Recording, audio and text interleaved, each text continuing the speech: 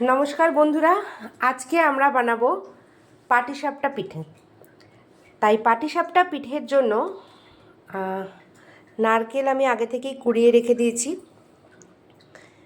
আমি বেশি বানাচ্ছি না, এই 10-12টা পিঠে বানাবো, তার জন্য একটা নারকেলই কুড়িয়ে রেখেছি।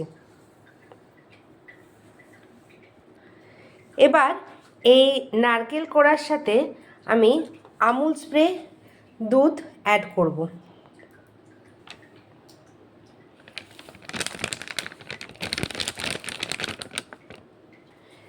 একটা নারকেলের জন্য আমি 100 গ্রাম দুধ ব্যবহার করেছি।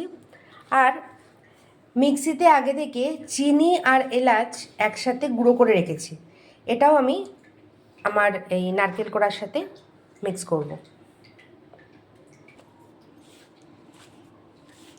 এইভাবে আস্তে আস্তে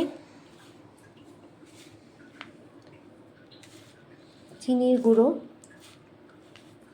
আর আমুল স্প্রেটা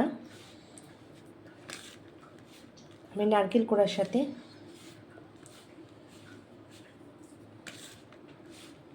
ভালোভাবে মিশিয়ে নিলাম।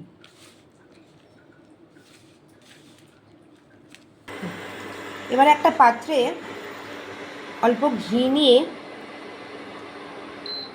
আমি ঘিটাকে গরম করে নিচ্ছি।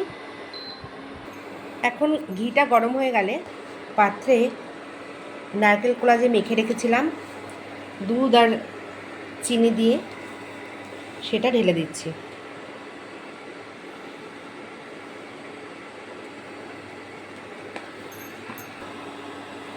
এবার হালকা আছে আস্তে আস্তে এটাকে আমি হাতা দিয়ে নাড়াবো যতক্ষণ না এটা একটা পুরের আকার নিচ্ছে।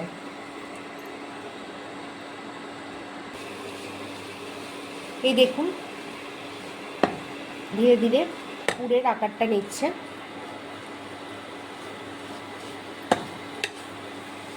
একটু একটু জল ছাড়ছে। কম আঁচে করতে হবে, নইলে কিন্তু নিচে লেগে যাবে বা পুড়ে যাবে।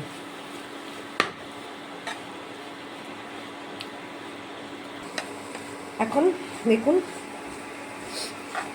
যখন এটা অনেকটা মন্ড মন্ড টাইপের হয়ে আসবে, লেগে লেগে যাবে, তখন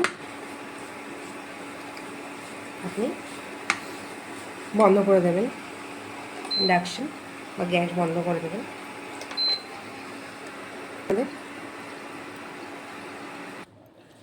এখন একটা পাত্রে আমি 300 ময়দা আর 150 সুজি নিয়ে নিয়েছি। আমি চালের গুঁড়ো ইউজ করি না, পাটিসাপটাতে ময়দা সুজি ইউজ করি, আমার মায়ের শেখানো এটা রেসিপি। তো এটা নিয়ে নিয়েছি। এবার একে একে গুঁড়ো করে রেখেছিলাম সেটা মিক্স করব।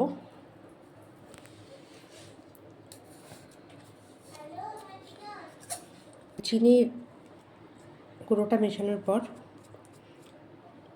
1 চিমটে নুন মিশিয়ে দিলাম। টেস্টটা ভালো হওয়ার জন্য আমি এর মধ্যে একটু কনডেন্স মিল্ক মেশাবো।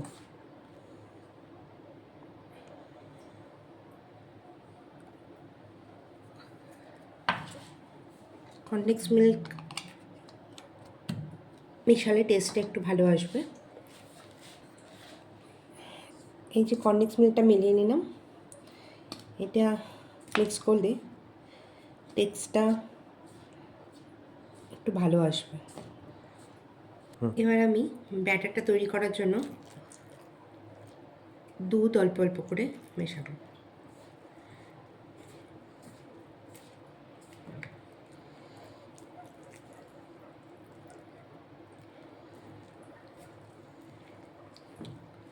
দেখতে হবে যে ব্যাটারটা যাতে একদম পাতলা না হয়ে যায়,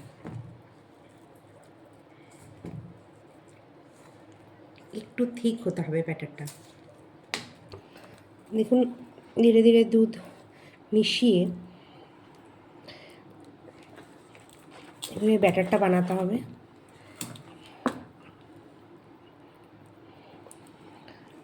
এখনও থিকনেসটা বেশি আছে ব্যাটারে,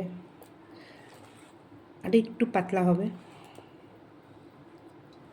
এখন পাত্রে মানে তাওয়াতে অল্প ঘি দিয়ে ব্রাশ করে নিতে হবে। ঘি বা রিফাইন অয়েল ইউজ করতে পারেন, আমি এখানে ঘি ইউজ করেছি। তারপরে ব্যাটারটাকে গোল করে একটু ছড়িয়ে দিতে হবে, দিয়ে মাঝখানে পুরটা দিয়ে এটাকে ভাঁজ করে একটু এপাশ ওপাশ করতে হবে, বাট হালকা আছে, নইলে পুড়ে যাওয়ার সম্ভাবনা।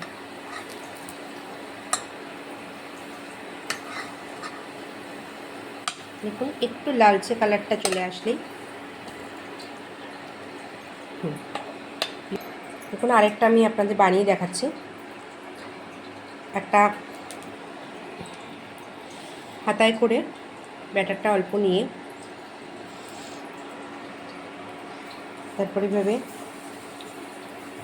ছড়িয়ে দিতে হবে। ব্যাটারটাকে পুরো তাওয়াটা জুড়ে দিয়ে দিতে হবে।